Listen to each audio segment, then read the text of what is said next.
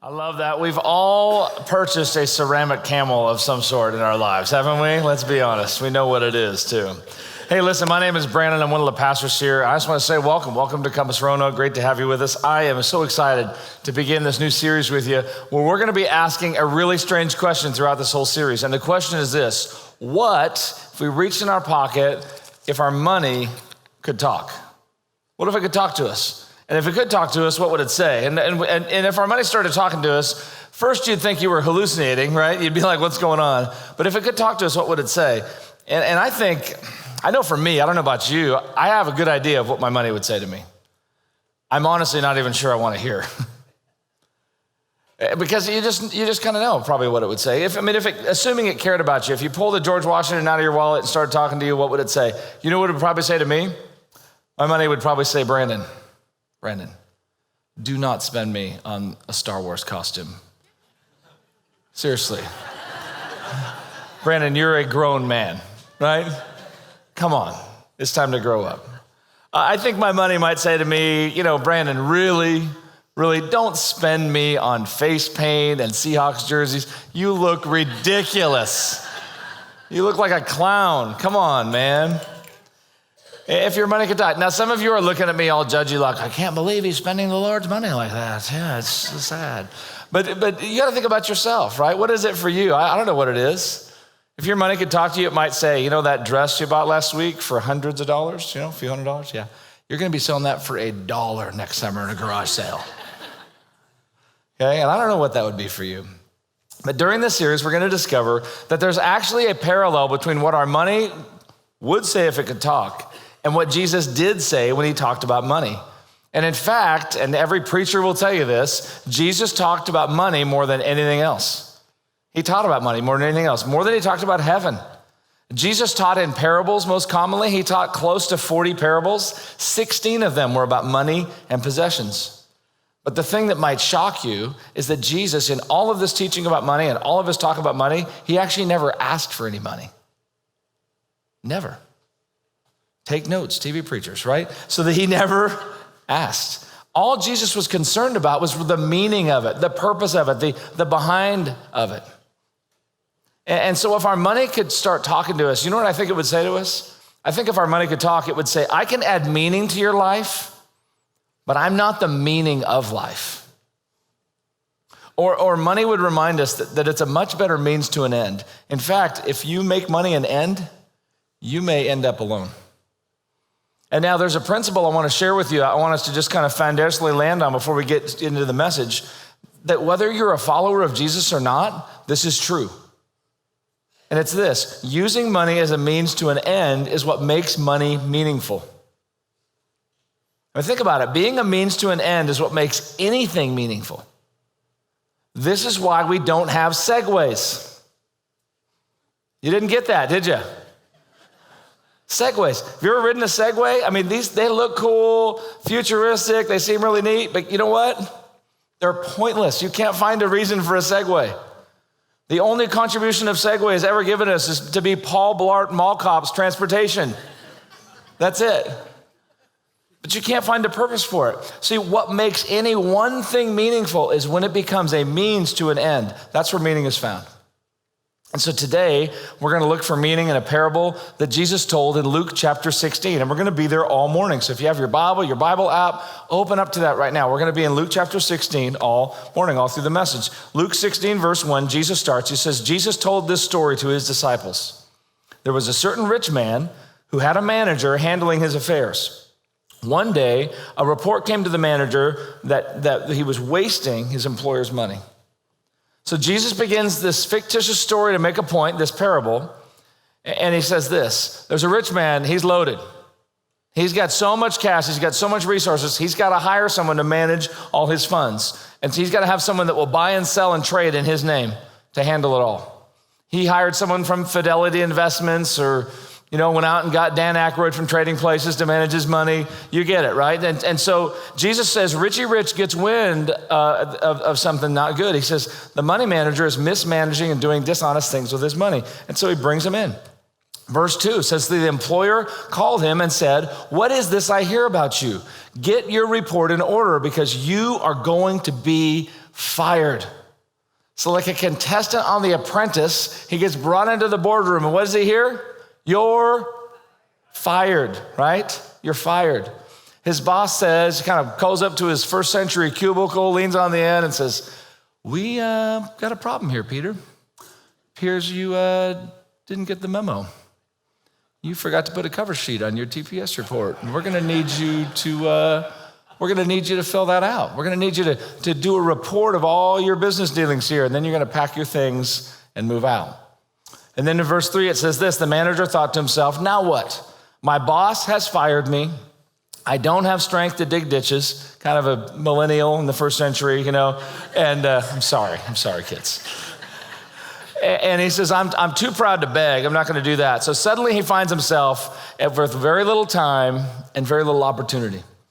And he doesn't know where he's going to go, what he's going to do. And then he has this, in verse 4, he has this aha moment. It literally says, I know, in verse 4, how to ensure that I'll have plenty of friends who will give me a home when I'm fired. And he comes up with a plan like Tommy Boy and Captain Kirk. He says, I've got a plan. And then verse 5, it says, so he invited each person who owed money to his employer. I'm having fun up here, even if you're not, to come and discuss the situation. And he asked the first one. So he brings him in and says, how much do you owe my employer? So his master has all these debtors, all these people that owe money, and Jesus just highlights two interactions. The first is in verse 6. The man replied, I owe your master 800 gallons of olive oil. Okay, this guy must have owned a Greek restaurant. I married a Greek woman. This is true. It's a lot of olive oil. And the manager says, hey, he's kind of looking over his shoulder, says, take the bill quickly, and before anyone sees, hey, let's go. Just change it to 400 gallons. And we're good. Then he goes to the second guy. How much do you owe my employer? And the next man says, I owe him 1,000 bushels of wheat. It's a lot of Cheerios. And he says, hey, and the manager says, hey, take the bill. Change it to 800. Do it quickly. Hey, show me the money. Let's finish this up. Let's wrap this up. The implication here is that he does this over and over and over again with all the people that owe his employer money. He's out there giving everyone huge discounts. Discount double checks for everybody, he says. And everybody in Jesus' audience at this point has to have mixed emotions. Like everyone's got to, the people who owe people money have got to be like, this is awesome. What a sweet deal. This guy's giving out deals. This is great. But the people who are rich, the people who are wealthy, that have people that owe them money are like, what a crook. This guy's crooked. No wonder he's getting fired. But the people whose actual bills are getting cut in half, do you know what they're saying? They're saying, hey, thank you. Like, seriously, if you ever need anything, call me. Like, you scratch my back, I'll scratch yours. Like, I'm here for you. And he says, well, I may be calling you sooner than you think. Because here's what we know, right? We know when you hear a story like this, the boss is going to find out. The rich man is going to find out. Just like you knew when you were a kid, when you tried to get away with something, you knew mom and dad eventually were gonna find out, right? And everybody is thinking, this guy's going to jail. He's going to be frozen in carbonite. He's going to be executed. There's your Star Wars reference. So, and we know that because in every parable, Jesus does this in these fictitious stories. He gets you to lean in. He's this master storyteller, and he gets you to lean in. And in every parable that Jesus teaches, there's someone who represents God in the story, and there's someone who represents us in the story. And now the people in the audience, they assume that this dishonest money manager is in big trouble. But they would be wrong. And you would be wrong, and I would be wrong to think so, because in verse 8 of chapter 16, Jesus says this: the rich man had to admire the dishonest rascal. Other translations say he commended him, he approved him, he praised him. Jesus says the boss actually compliments him. I mean, he high-fives him. It's a big deal. He's like, I see you, young blood. I see you. He's like, that's incredible. Smooth. Well done. You pulled a fast one on me. And at this point, all of us are saying, what you talking about, Willis, right? Like, what is Jesus doing? This guy's being dishonest, and he's being acknowledged. And in verse 16, verse 8, it says, the rich man had to admire the dishonest rascal for being so shrewd.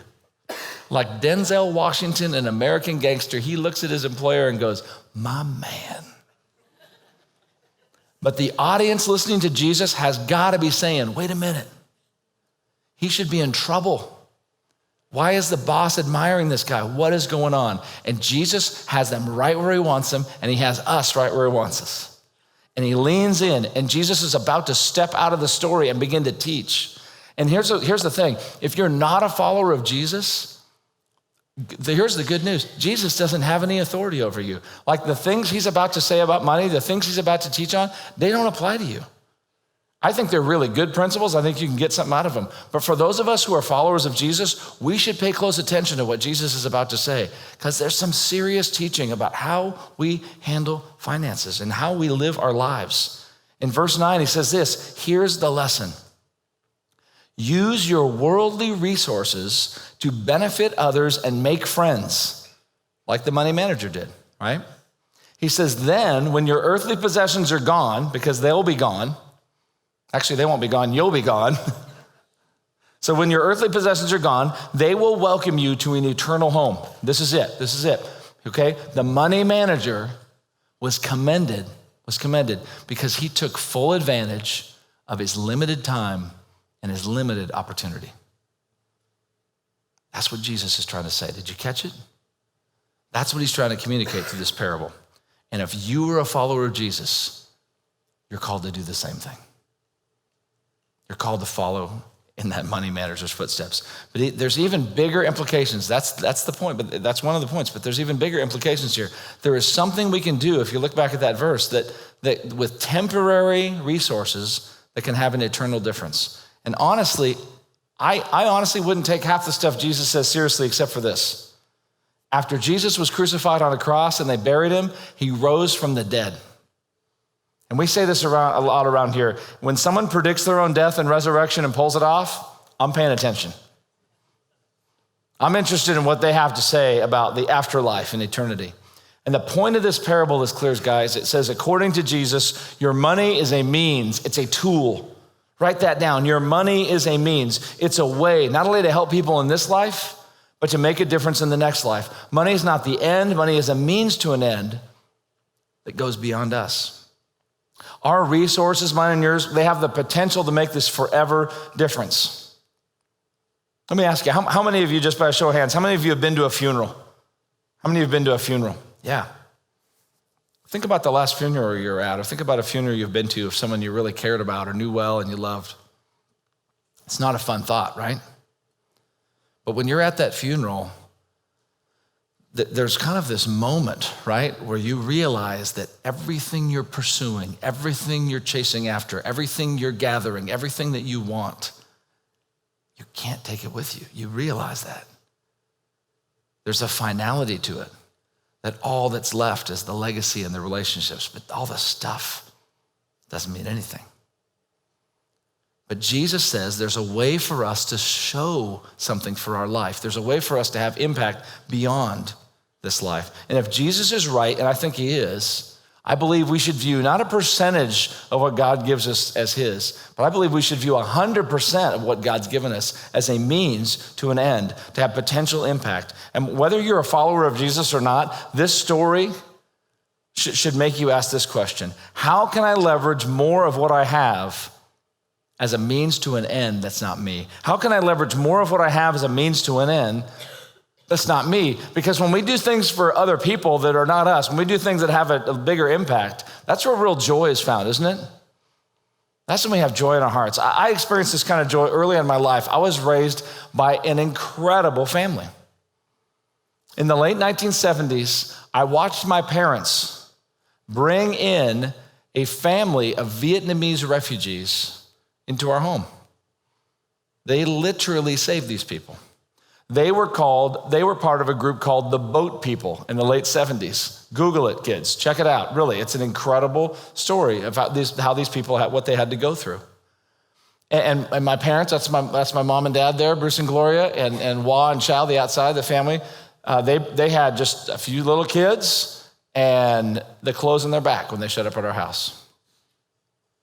And I watched my parents, here they are today, they have a big family now. I watched my family, I watched my mom and dad feed them, clothe them, find them shelter, find them jobs, helped them just have an incredible future. And now they have this beautiful family.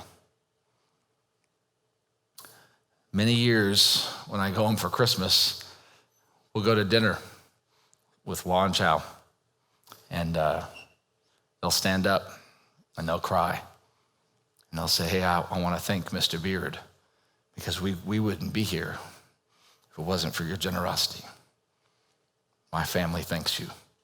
Thank you for giving us life. These people were literally floating in a boat, literally, no hope, floating in a boat in the ocean. And my parents provided them hope and help. And now they're thriving.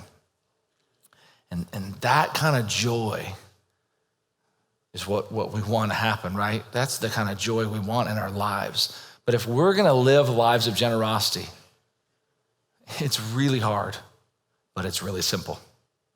It's really hard, but it's really simple. Here's why it's really simple. Do you know what we have to do? First thing you have to do, I tell people this all the time, it's essential you live by a budget. Write this down. You have to have a budget. And my family modeled for me this. You have to give a percentage to the church, and you have to give a percentage to God, and you have to give a percentage to things that you care about, and you got to save, and then you got to live on the rest. Now, I sit down with people all the time. I do premarital counseling, and I have these lovebirds in my office, and they're all tangled up. They're all excited about getting married. They're all like, hi, Schmoopy, ho-ho. And they're planning their circus of a wedding, Can we do a sand ceremony? Like, what in the world, It's a sand ceremony. We're going to pour sand together like us unified. Okay, shut up. Yeah, we're fine. So they want to do all this stuff, right? They're all excited. And I go, hey, time out here on the little love fest, okay? You're going to fight about money. Are you paying attention? All the married people in the room said amen. Right? I said, you've got to decide what percentage you're going to live on. And they look at me like, well, we're going to live on 100% of our income. I said, no, if you want to have meaning in your life, if you want to have purpose in your life, you have to choose. This is some deep theology. You can go brag to your friends at work tomorrow. Our pastor was so smart, so deep. Listen to what he said. This is unbelievable. You can write this down. Get ready. Get ready. This is it. This is what I tell these couples. You are going to live off a percentage of your income. So, and all of us are. Are you living on a percentage of your income? Of course you are. So why don't you decide? Why don't you decide what percentage to live off of? Instead of letting your lifestyle choose it for you. Instead of letting everything push for you. Because that's what shrewd thinking people do. They don't think about the dollar amount, they think about the percentage. They do. This is the kind of living that allows my parents to sponsor a family. This is the kind of living that allows people to do generous things. Because we say, hey, I'm going to live by a percentage. Now, we always assume, I think this is kind of the danger. We always assume that like the generous people, the people who give a lot at the school auction or whatever, or buy more candy bars from your kid at the fundraiser, we always assume like, man, they must have like a money tree in their backyard. Like, go see the Jones family, because they got an ATM back there or something. It's just unbelievable. They always have, you know what I've discovered? It doesn't matter. I've interacted with people over 28 years of ministry. It doesn't matter if lower class, middle class, upper class, wherever people are. It's the people who live by a percentage of their income. Those are the people who are generous. So some of the people who live in the most humble situations I know are always the first people when there's a need to come up and say, hey, here's $5 gift card to Walmart for that family. I want to make sure that they know they're loved this Christmas. See, they're living by a percentage. And God is so honored by that they are able to say yes. I'm so thankful for this simple idea. My wife and I have been living off this idea of percentage our entire marriage. And over time, you know what's happened? We've been able to turn our stuff into stories. I love that. And there's so many amazing stories. And I don't even have time to tell you all of them.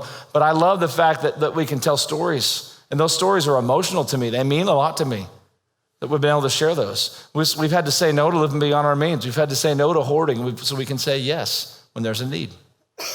Now, if our money could talk, I think it would all tell us to ask this question. And this question could transform your life and help you become the person you want to be. Here's the question. Do I want more stuff or more stories? Do I want more stuff or more stories? Because no one's going to talk about your stuff. They're just going to tell stories about you. Let me just say to you, Compass Roanoke, I remember when we built this building and we went through this deal, and you were so generous to help us move from a school to this building and to have this facility and this property. But you know something? I don't think that you're sitting around at home going, man, I miss that money.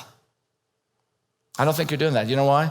Because I think you see the life change. I think you see the 40 plus baptisms that have happened on this campus this year. I think you see every child that comes to faith here. I think you see every adult who reconnects with their Heavenly Father, every mom who drags their teenager in here and they connect with Jesus. You see every wife that drags their sorry husband in here and goes, hey, let's start following Jesus. Let's change our family's direction. And you see that life change. And here's the reality. Their story is your story for the rest of your life because you were part of it. And not just on this campus, but on every Compass campus. One of our campuses last week, we had a teenage daughter baptized her father. The teenage daughter went to camp, began to follow Jesus, and she came home, and all summer she was different. And her family was like, what's up? What happened to like PsychoFest? What is happening? Something's different about you. What is it? And she shared her faith with her family, and her mom came to Jesus Christ and was baptized. And she baptized her father last Sunday. And I want to let you know something. You were part of that because of your generosity. So way to go.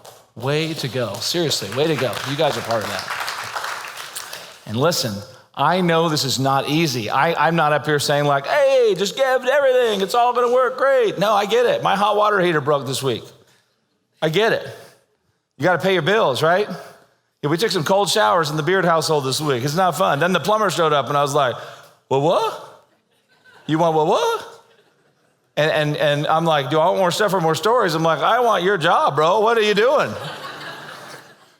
But that's what I'm saying. You got to factor that question into your budgeting, into your life. Do I want more stuff or more stories? Because according to Jesus, money is a tool. And money can bring more meaning to your life. Because as a means to an end that goes beyond you. But that's not the only point of the story. There's so many more lessons. Look at verse 10. We'll look at these quickly. Jesus continues to teach. If you're faithful in little things, you will be faithful in large ones. But if you are dishonest in little things, you won't be honest with greater responsibilities. And if you are untrustworthy about worldly wealth, who will trust you with the true riches of heaven? Jesus follows this parable by making these simple but mind-boggling statements. He says, listen, how you handle money here and now affects what you will be given and how you will be rewarded there and then in heaven.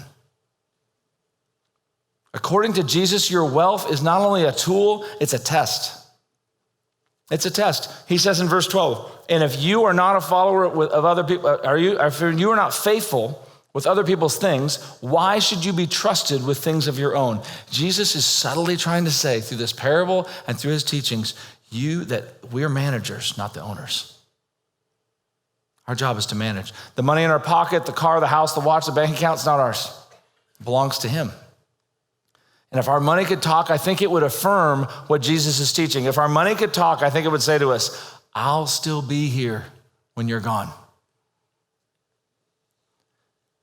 And if you're getting to leave something behind, guess what? It's not yours. You're just the manager. So then there's the real question, who are you managing it for, right? I mean, who are you managing this stuff for? I mean, if you're just stardust or a product of evolution, I mean, you're just going to leave it here and everything's just going to be nothingness, right?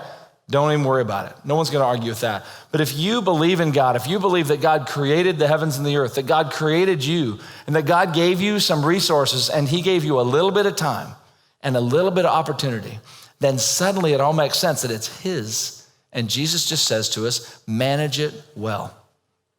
He reminds us in the next verse, he says, money shows us if our faith is genuine. Verse 13, he says, no one can serve two masters, for you will hate one and love the other, or you will be devoted to one and despise the other. You cannot serve both God and money. He says, money provides us with a heart test. Like, what do we care most about? Do we care more? Are we more committed to this world here that starts with with our birth and ends with our death? Or are we more committed to the kingdom of God that begins when we follow Jesus and goes into eternity? Which none of us should take seriously apart from the resurrection of Jesus. Because if that didn't happen, don't listen to Jesus. Just party on, Wayne. Party on, Garth. Like, I don't even know what you're doing here. Sleep in. Sleep in. If Jesus didn't rise from the dead, because this is some big challenge here. But if our money could talk, I think it would say the same thing. I'm a means to an end. I'm a tool, not a test. So what do we do with Jesus' teaching here? How do we put this into practice? And some of you are already internally rolling your eyes and going, oh, here we go. Cue the Sarah McLachlan music. Cue the pictures of stray dogs. Pastor's going to tell some heart-wrenching story. We're all going to feel horribly guilty, and we have to give.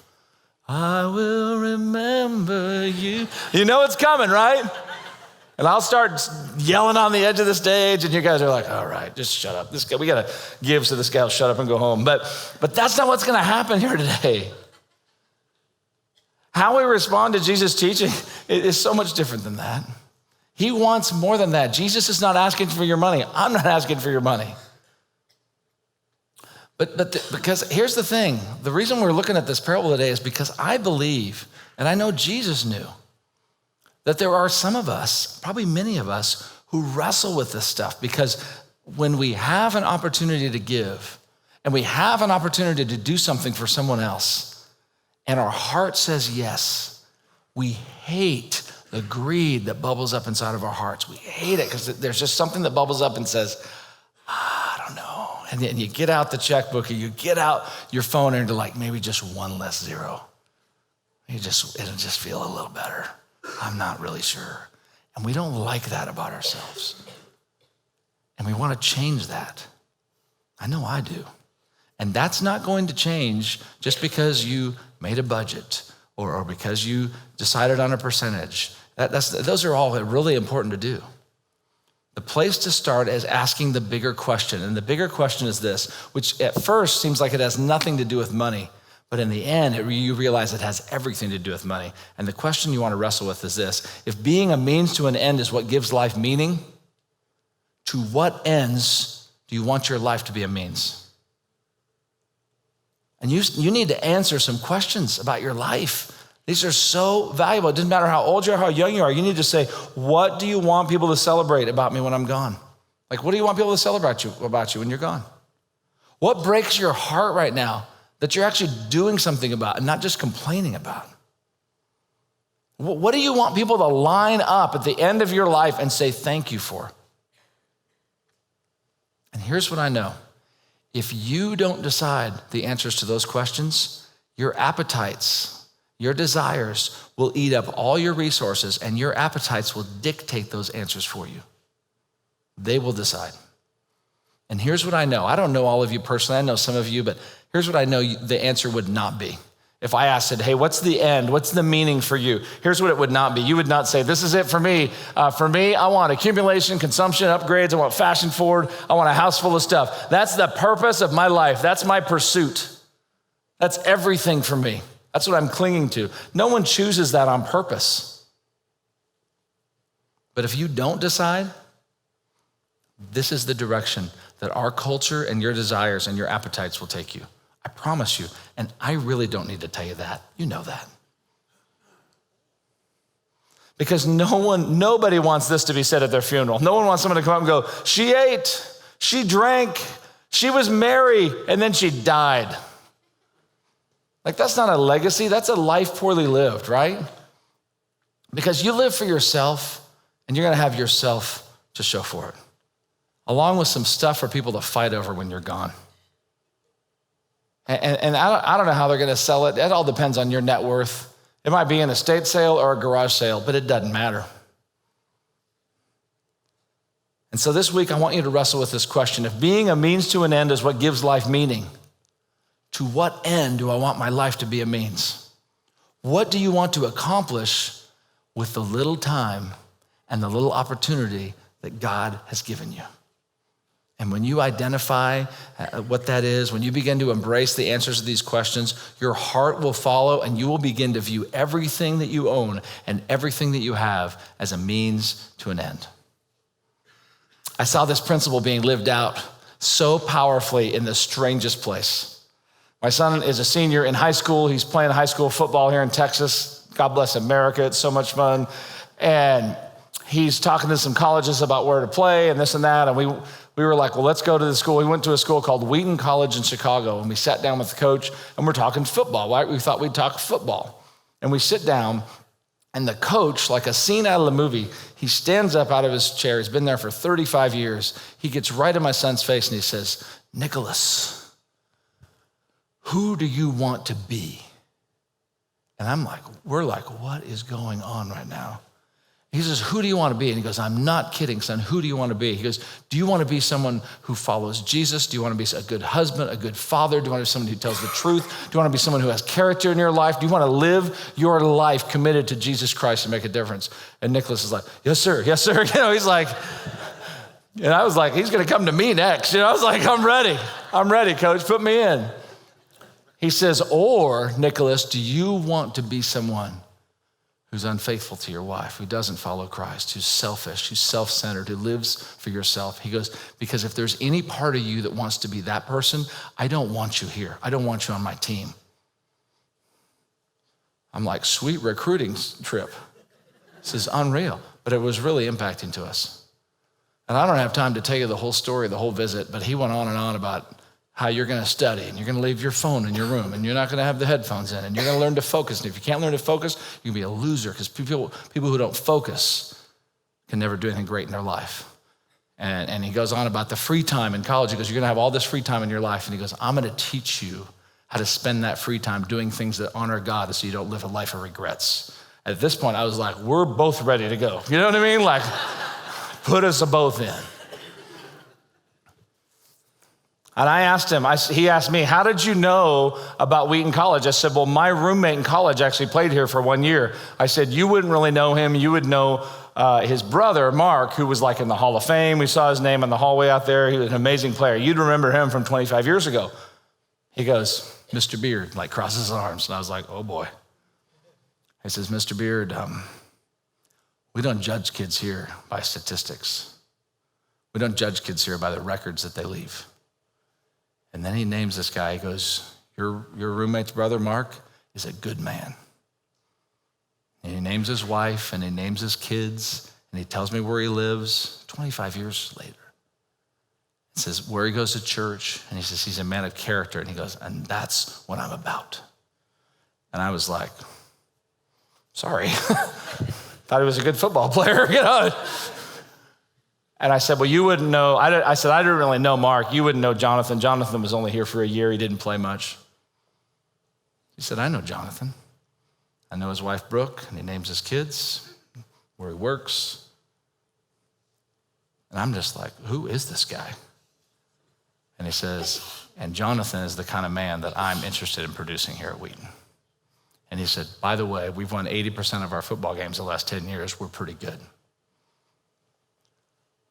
Why do I tell you that story? I tell you that story because I want you to get this whole means to an end thing. My son and I walked away from that visit profoundly impacted because that coach uses football as a means to an end. A stupid sport, a silly sport. I love football, don't get me wrong, but it doesn't, in and of itself, it's just a ball and people running around a field in tights. But they're using that as a means to an end. You get it? You get it? And what I want to ask you today is what that coach asked my son. Who do you want to be? Who do you want to be? Do you want to be somebody who has more stuff or more stories? You have to decide. Now, at the end of this teaching, and we'll finish it up with this, there's a group of religious leaders. They're standing at the edge, and they've been listening to Jesus teach the whole time, and they heard the whole parable. And the Bible says that they loved money. In verse 14, they loved money. They heard all this. It says they were sneering. It said they scoffed at him. It means they were complaining. They were not happy. They were like, no way. Complain. Scoff. And do you know who these Pharisees' names are? Do you know what their names are? Me neither. So let's get this right. Let's follow this teaching of Jesus, and let's be the people that God's called us to be. Hey, next week we're going to continue this series, week 2. It's not going to be what you expect as we talk about Money Talks. Our lead pastor, Drew Sherman, our lead pastor of all of our campuses, is going to be live at every service, Thursday and Sunday. Don't miss the next week of this series. If you know already, I'm not going to be here Sunday, you be here Thursday. Be here Thursday night. Don't miss the message. Let's pray together. God, we thank you for this parable. We thank you for this teaching and for this challenge. God, help us to be people who, by the way we live and by the way we manage the resources you've given us, that we produce more stories in our life and less stuff. We ask this in your name.